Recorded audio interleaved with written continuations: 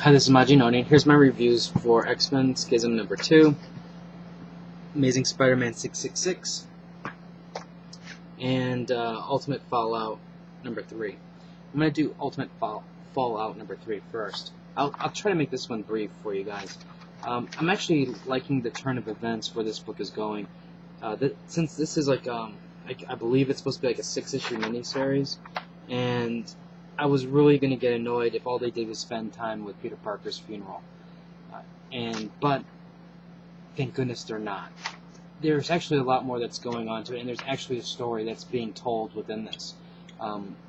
In this issue here, we have a little bit on Tony, for an example, at the beginning, and Tony is basically introduced to a secret society of billionaires who basically started with nothing and made something of themselves. Originally, his brother was in this group, but now that his brother is dead, they are inviting Tony. And basically, what they're going to do is change the world. They're not changing the world in terms of to make money. It's what they're doing is they're going to change and influence the world to become, in their eyes, better. So I'm kind of curious to see where that's going to go. Now, from there, we go to the Kitty Pryde and her amazing friends story. So you have Kitty, Bobby, and Johnny, and they're dealing with the death, and they're basically, like Bobby and Kitty are afraid because, their mutants are going to get killed and blah, blah, blah. So they're basically, Kitty's like, look, we can get away. I know a place. We just can't use our powers. We have to act like a normal person. And then Bobby's like, well, can we bring Johnny? So that's where the start for this part of the story. And finally, we get Nick Fury with the Hulk, Bruce Banner. And that's the gist of this issue in terms of the storylines. So that's why I'm actually really interested in this now. It's not, like I said, it seems like there's stuff going on. And I think basically, from this, the springboard to the new Ultimate Universe is going to, this is the groundwork for it. So I'm back on board again for this one. Okay, Amazing Spider-Man 666, Mark of the Devil. Now, this is, like I said, the prelude to Spider Island.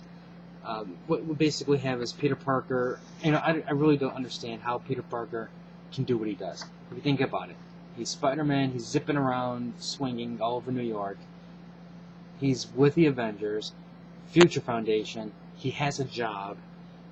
He's making inventions at this job that he's used basically, that he gets inspiration from his Spider-Man duties. And on top of that, he's got a girlfriend. And the girlfriend doesn't seem to be, crying all the time because he's never around. So I don't know how he's doing it, but I guess you can say that's why he's amazing. Now, in this issue here, it's basically it's the setup for Spider Island. So people are now starting to develop their spider powers. And then we learn, the Jackal's involved with this, and he's recruiting certain people who have powers. So we'll see where this is going to go. I think, I'll word it this way. Oh yeah, we also do get to see the Avengers poker party, and Spider-Man's like, how come I've never been invited to this? And they're like, well, one, we don't invite mystics and your spider sense, and two, you didn't have money. So now that you don't have your spider sense, we can take your money. Welcome to the table. So I thought that part was kind of funny. Then we have Spider-Man, Peter Parker training, to become the ultimate fighter type. So this way, that's replacing his spider sense because Madam Web knows what's going on, and she knows that he's going to need these great powers. But anyways, what was I going to show you? There's something here. Oh yeah. I was really interested in this book until I saw this checklist, and then I just cried. Inside, I just cried because I'm like, my God, this is a major event, like Fear itself, but it's only in Spider-Man. Now, and when I should maybe step back. It's not just in Spider-Man because it's in Spider-Man, Cloak and Dagger, Deadly Foes, Venom, Spider-Girl, Avengers, Hercules, Deadly Hands of Kung Fu, Heroes for Hire, and Black Panther. That is freaking insane. So I've lost a lot of my excitement, but I am curious to see where this is going to go. I've left a lot out of it, but about what's going on in the book, but that's like the gist of it. And then Charlie wanted to talk about Peter about something, but Peter's just too busy to talk. And now what she's going to do, she's going to mention that she's gaining his powers. So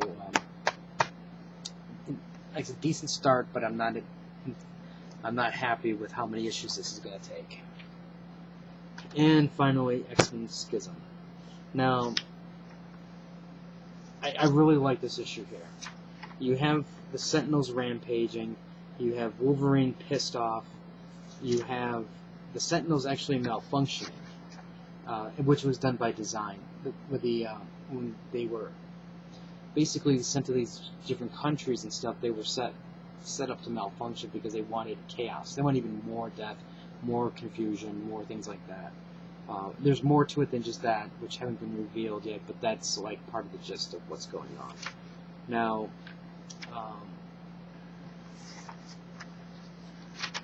you also have, let me see here, I don't want to skip too far, or miss it. You have the part where you have this guy right here. God dang it, I forgot his name now. But you have a difference of opinions here. Now, Wolverine basically, he wants to basically pop his claws out and skewer him right there and then and there. Cyclops, on the other hand, wants to basically bring him in and try him. Now, when he shows up on their doorstep, Wolverine's like, "Oh, awesome! I don't have to go anywhere," and like I said, he's ready to just kick some ass. Now, the thing is, the thing that kind of has me worried about what's going to happen in this direction is you have Steve Rogers come in, and he's basically like saying, "Yo, thank you for your efforts, blah blah blah. Here's the update of what's going on," and Scott's basically holding out and not saying, "Here you go," because again, Scott wants to basically take Quentin and then try him amongst his peers. Now, I personally, my prediction is this. The problem so far is not the Sentinels. It's not going to be the Hellfire Club. I think Quentin is the one. He is going to, in my opinion, this is just an early guess, is he's going to be the catalyst that breaks Scott and Wolverine. Now, I understand this is probably saying it early because this is issue 2 of 5, and they still have something, some more things to throw out. But I have a feeling something's going to happen that surrounds Quentin that's going to cause the problem. Now, along the way for that, you have the Hellfire Club, and you have that little evil kid, and then he's got some friends, and they're doing some shenanigans with some aliens, and they manage to pick up a creature. So I'm really curious to see what's going to happen with that. And I'm leaving out the ending part on purpose, but I really did like this schism. This is so far shaping up to being what Second Coming was. Basically, from what I've seen so far, X-Men sucks from big event to big event, but when they're doing their big events, the big event is what seems to be working. So I do like this one so far, and I'm really curious to see what's going to happen.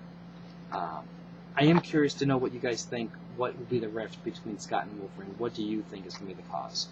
If you have any comments or questions, let me know.